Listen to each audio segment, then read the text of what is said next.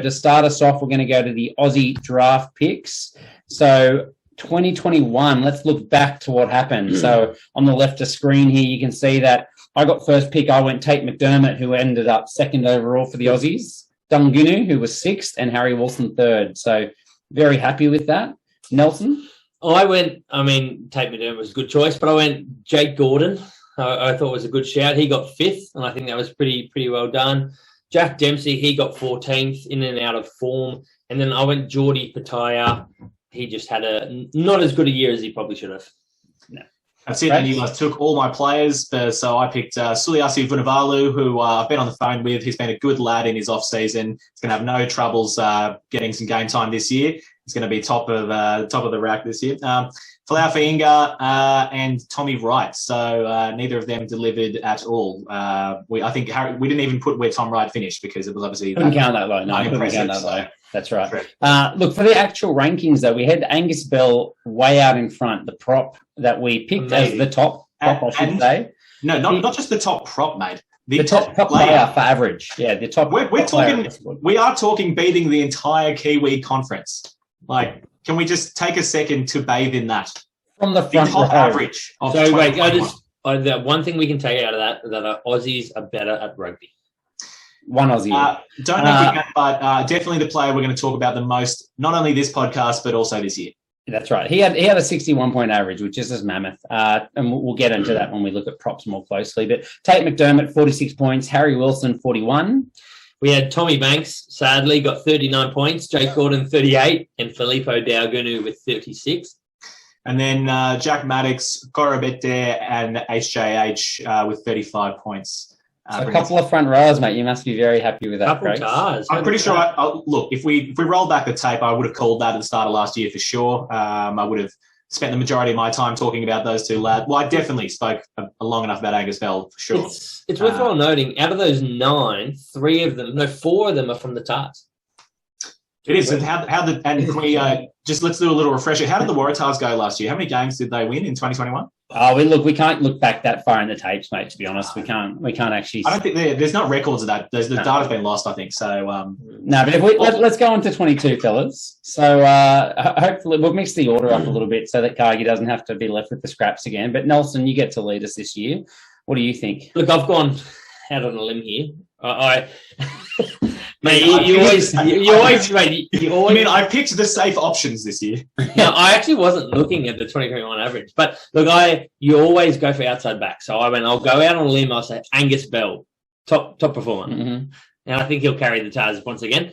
Tate McDermott again, halfback. I think these two are probably their best in their position, and then Harry Wilson. I almost went an outside back, but I remembered that back row was better. So.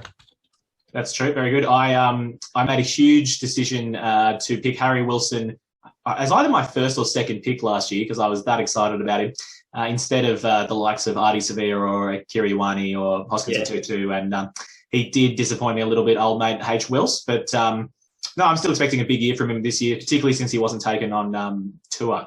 So he's going to be revved and ready to go. Yeah, absolutely. And Cargie, what have you picked for 2022, mate? 2022, consistency is the key. Outside backs, as Nelson alluded to. Suliasi Vunivalu, it's his year, mate. I'm expecting him to lead the try scoring in the Australian Conference for sure. Expecting to play every minute of every game and just light it up like the few instances we saw him in last season. I picked Alex Murphy, who we'll get on to. Huge stocks are rising for him. Got a mortgage on that number 2 jersey now, and the man knows how to score a try.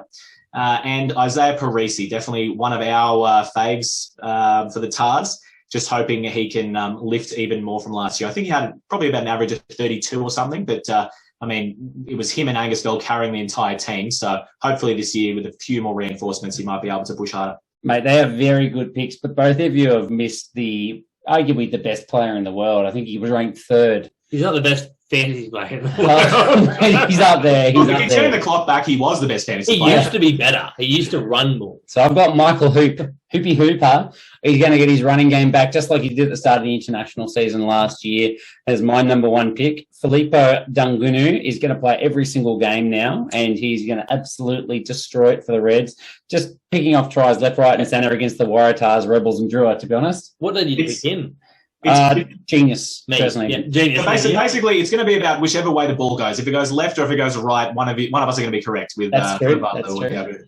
And finally, and I probably would have picked Vunivalu, to be honest, if he was available, but Manasseh Mateele. I've got him down as my smoky when we go in. Sorry, my sure thing. My stocks are rising for the fourth when we get to him. But he was a freak for the Crusaders back when he got his opportunity, and I can't wait to see a lot more from him. And still one of the single most best highlights of all time on the Crusaders, going out the sideline, kind of like diving into the floor, and that flick pass back to Richie Moe. One of the greatest rugby highlights you'll ever see. Absolutely beautiful. Yeah, absolutely. Guys, I've just realised I need to add an image in here that I left out of my slideshow. Very, very important. While you do that at a rapid pace, did we want to pick one smoky before we get into anything for the year of 2022 Super Rugby Pacific? We do. Look, do we want to go in reverse? I added that smoky in, but we'll let this happen in reverse. Okay. So we'll lead with Harry. Harry, who is your smoky for the 2022 season? Nice work buying him some time there to do that. You've just let him do work on something and also have to think about his answer at the same time. Yeah. It's an easy one for me, really. Let's be honest. And you're probably going to hear me say it a few times. It's definitely mine this week as well. So it's going to be Marky Nwanganitawasi. Now I've got to look for someone else. It's a no-brainer for me, really, to be honest. What percentage is that decision based off the photo of him and his impressive rig in 2022? Entirely based off that. That may be the image I was just putting up into the slides. Okay. Harry and I had discussed him, and we were big fans of him coming into last season. Didn't perform how we expected. Then I found this photo of his rig, and he is Harry's top Waratah once again, above Hooper now. And so is the concerns are alleviated now because we know the man can attack and play some footy, but the problem was he couldn't really defend. Is what he's done now is he's gotten so big, he still won't even have to tackle, but now people be scared to run at him. That's right. That's what we're going for. He is bigger now. He is slower, so he's easier to step, and he won't touch the defenders. Therefore, he won't miss tackles. He did. Genius. He barely touched defenders before, let's be honest. Let's keep pushing, Nelson. Do you want me to go my smoky of the year? I'm going to pick a player from the Fijian Drua team. I'm going to pick Ritave, a sevens player. Will be starting on and probably playing the entire year as the left winger.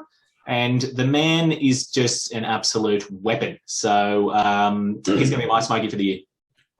Yeah, actually, he's pretty good. I'm pretty excited by him. He's the player I'm most excited about from the Fijian Drua. So, all right, there's a few, mate. There are a few, but let's keep going. Look, I've got a list of smokies in front of me, and I'm just not going to be able to say any of them because they're all been said. So you just keep highlighting the Nwanganitawasi from what I can see. Yeah, here was my pick. I can't believe I did it in reverse.